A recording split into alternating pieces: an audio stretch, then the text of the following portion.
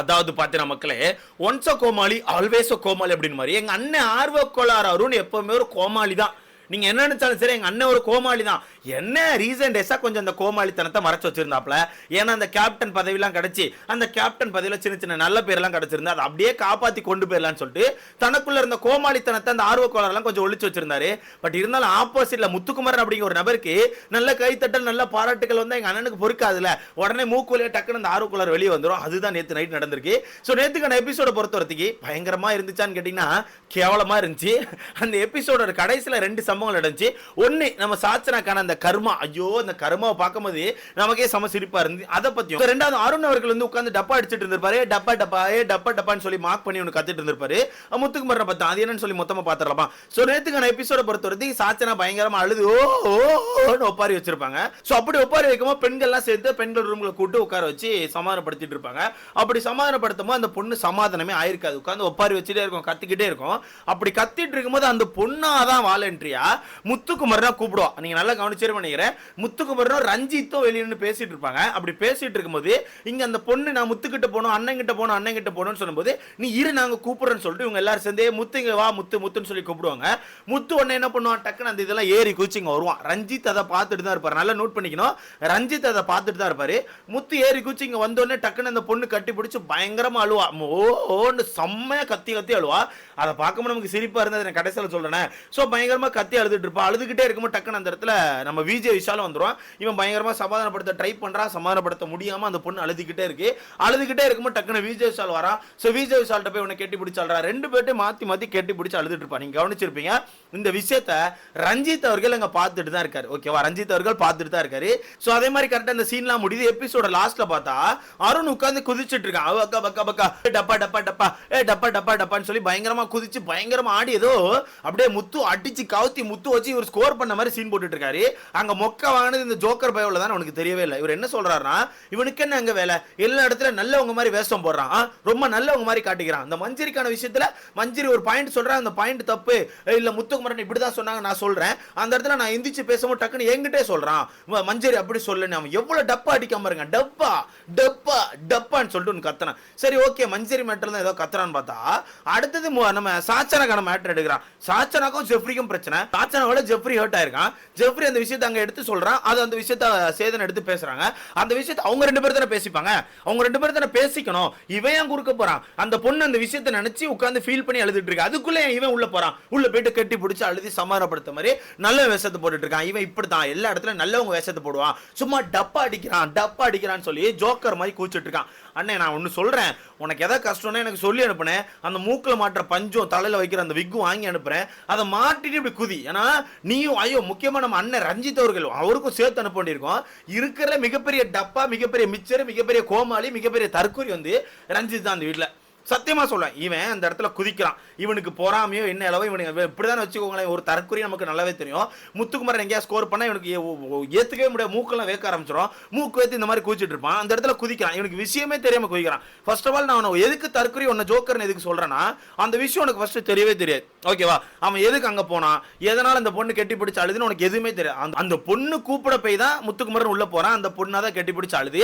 அதுவே தெரியாம நீ அழுற. ரெண்டாவது உன்னோட ஃப்ரெண்ட் விஜய் விஷால் இருக்கான்ல, அந்த தொடரடிக்கு போய் அவனுமே அங்க போனா அவனையுமே அந்த பொண்ணு கெட்டி பிடிச்சு பயங்கரமா அழுதுட்டு இருந்து.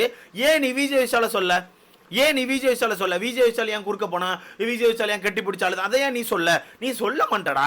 உனக்கு முத்து மட்டும் தான் டார்கெட் பண்ணோம். யாரு ஹார்லி ட்ரைனிங்கா சொல்லி அனுப்புனாங்களோ இந்த மாதிரி அட்டாக் பண்ண அப்படின்னு சொல்லிட்டு. இதுல சைட்ல இருந்து நம்ம ரஞ்சித் அவர்கள் அப்படியா அப்படி சொன்னானோ அப்படி பண்றான்னா சொம்மடா நீ வேற லெவல்ல பேசுறான்னு சொல்லி சிங்கி அடிக்கிறான். உங்க மேல இருந்த மரியாதையே போச்சு ரஞ்சித். நான் அப்படிதான் சொல்லி ஆகணும்னா அவ்வளவு கீழ்த்தரமா பண்றீங்க ரஞ்சித். நேத்து அந்த ஜெஃப்ரி சாச்சனா மேட்டர்ல சேதனை கேட்கும் போது ஆமா சாச்சனா வந்து மன்னிப்பு கேட்டா சாரி கேட்டான்னு சொன்னதே மிகப்பெரிய தப்பு.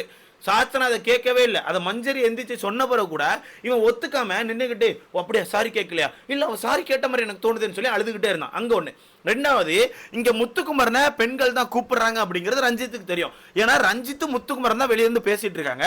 அப்ப முத்துக்குமரன் இந்த வழியா வந்து இந்த வாழெல்லாம் ஏறி கூச்சு போகும்போது இங்க இருந்து ரஞ்சித் பார்த்துட்டு தான் இருக்கான். அப்படி பார்த்துட்டு இருக்க ரஞ்சித் நேத்து அருண் அப்படி சொல்லி மார்க் பண்ணி கத்திட்டு இருக்கும்போது அந்த இடத்துல அவங்க தான்ப்பா கூப்பிட்டாங்கன்னு சொல்றதுக்கு உனக்கு என்ன, உனக்கு என்னப்பா கையில ஏதாவது அப்படி கொடுக்கணுமா, ஏதாவது கொல்லி கட்டுற ஏதாவது கொடுத்தாதான் பிடிச்சிட்டு பேசுவியா என்ன?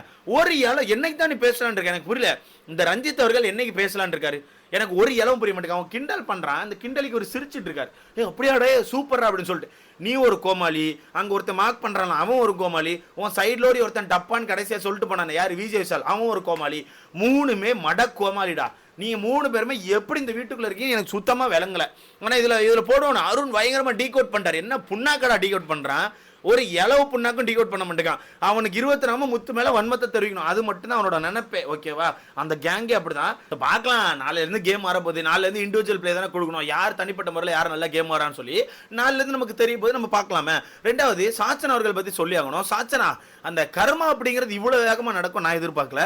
முக்கியமா வர்ஷினி, ஐயோ உங்களுக்கு அதுக்கு மேல அந்த பொண்ணாச்சும் பரவாயில்ல, அழுது உருண்டு சீனை போட்டு வீட்டுக்குள்ள இருந்துட்டு நம்ம கூட நினைச்சோம் என்ன ப்ரோ ஏவிலாம் ரெடி பண்ணிட்டாங்க, ஏவிலாம் ரெடி பண்ண கூட இந்த பொண்ணை எவிக் பண்ணாம வச்சிருக்காங்கன்னா என்ன கதைன்னு பார்த்தா, பொண்ணு இப்படி அழுது உருண்டு சீனை கிரியேட் பண்ண போய் எப்படி எவிக் பண்ணுவாங்க, அப்பா கொஞ்சம் மனசு உடைஞ்சிருப்பாருல, அதனாலதான் எவிக் பண்ணாம விட்டுருக்காங்க. இதுல நம்ம சாச்சனை பத்தி சொல்லி ஆகணும். என்ன சொன்னீங்க சௌந்தர்யா, நீங்க வந்து ஒரு டாஸ்க் அப்போ நடிச்சு காட்டினீங்கல்ல, அந்த நடிச்சு காமிக்கும் போது அந்த அழுதிங்க அதை பார்க்கவும் எங்களுக்கு சிரிப்பு தான் வந்துச்சு.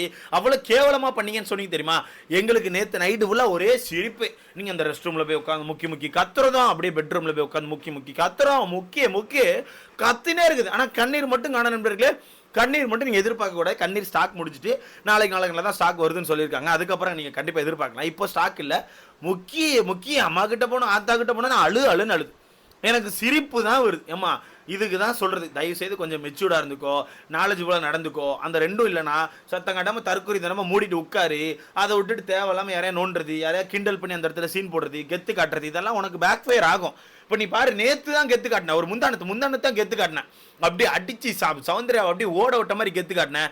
அடுத்த நாளே உன்னோட ஃபீஸ் போயிட்டல, அடுத்த நாளே உனக்கான ஃபீஸ் போயிட்டல. இதை நினைச்சு போகவும் எங்களுக்கு சிரிப்பா இருக்குது. நீ வெளியே வா, இன்னும் சிரிப்பா இருக்கும்.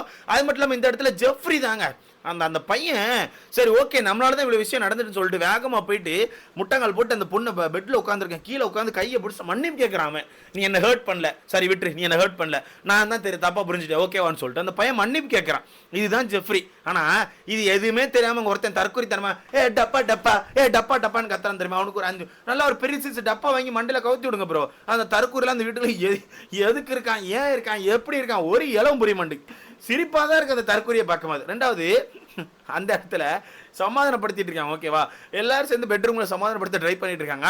பக்கத்துல இருந்து ஒரு 5 ஸ்டார் வருது. இப்படி ஏன்னா சைட்ல இருந்து ஒரு 5 ஸ்டார் வரும் பார்த்தா வர்ஷினி அந்த பொண்ணு அழுதுட்டு இருக்காங்க. உட்காந்து அழுதுட்டு இருக்கும்போது 5 ஸ்டார் நீட்டுறான், இந்த சாப்பிட யாருமா நீ. இதுல எனக்கு என்ன சிரிப்புனா, இந்த பொண்ணாச்சும் அழுது உருண்டே கொஞ்சம் கர்மா எஃபர்ட் ஆகி உட்கார்ந்துட்டு வீட்டுக்குள்ள. ஆனா வர்ஷினிக்கு அந்த நாய்கின்னு சொல்லி அவ்வளவு சீன் போட்டது. இன்னைக்கு எவிக்ட் ஆகி வெளியே போகும்போது என்ன சொன்னீங்க, இஸ் இட் இந்த வீட்டுக்குள்ள நீங்க இன்னும் இருக்கீங்களா, எப்படி இருக்கீங்கன்னு கேட்டீங்களா, இஸ் இட் இந்த வீட்டை விட்டு நீங்க வெளியே போறீங்களா, எங்களுக்கு கஷ்டமா இருக்கே. அக்காக்கு வேற நாய்க்குட்டி வாங்கி கொடுங்க, எப்படி வாங்கி கொடுக்கன்னு தெரியல. மொத்தத்துல நேத்துக்கான எபிசோட பொறுத்த வரைக்கும் அந்த கடைசியில் நடந்த இந்த 2 டாபிக் மட்டும் தான், வேற டாபிக்கே கிடையாது. கைத்தட்டி ஒரு எபிசோடே கொண்டு போயிட்டானு, அதுவும் 1.5 மணி நேரத்துக்கு மேல ஒரு எபிசோட் போயிருக்கு. இலங்கவா சொல்லுங்க. இதுல நம்ம ஜோக்கர் அருணை பத்தி உங்களுக்கான கருத்துன்னு சொல்லி மறக்காம கமெண்ட்ல போடுங்க. எனக்கு அவரை பார்க்கும்போது ரொம்ப பெருமையா இருக்கு. இந்த அளவுக்கு ஒரு தற்கொலையால இருக்க முடியுமா, அது மட்டும் இல்லாம இந்த அளவுக்கு ஒரு தொடரடிங்கா இருக்க முடியுமா எனக்கு தோணுது. உனக்கு அவ்வளவு தைரியம் இருந்துச்சுன்னா, உனக்கும் விஜய் விஷாலுக்கும் சேர்த்து தான் சொல்றேன், உனக்கு அவ்வளவு தைரியம் இருந்துச்சுன்னா நீங்க 2 பேரும் முத்துக்கு நேரா போய் பேசுங்க. சரியா, அவங்க கிட்ட போய் ஒரு கண்டென்ட் கொடுங்க. அவன் ஆப்போசிட்ல பேச ஆரம்பிச்சு தைரியமா நீங்க அவனை ஃபேஸ் பண்ணி பேசிட்டீங்கன்னா அதுக்கப்புறம் வாங்க. உங்ககிட்ட பாயிண்டும் இருக்காது, ஒரு இளம் இருக்காது, மூளை இருக்காது, ஒரு மண்ணு இருக்காது, சும்மா நாச்சும் இப்படி கத்திக்கிட்டே இருக்கிறது வேலையா வச்சிருக்கான். இப்ப பண்ணது கூட மாக்கிங்க தான், சொன்னா ஏத்து போனா ஏத்துக்க மாட்டான். ஸோ இதை பத்தி உங்களுக்கான கருத்துன்னு சொல்லி மறக்காம கமெண்ட்ல போடுங்க. அடுத்து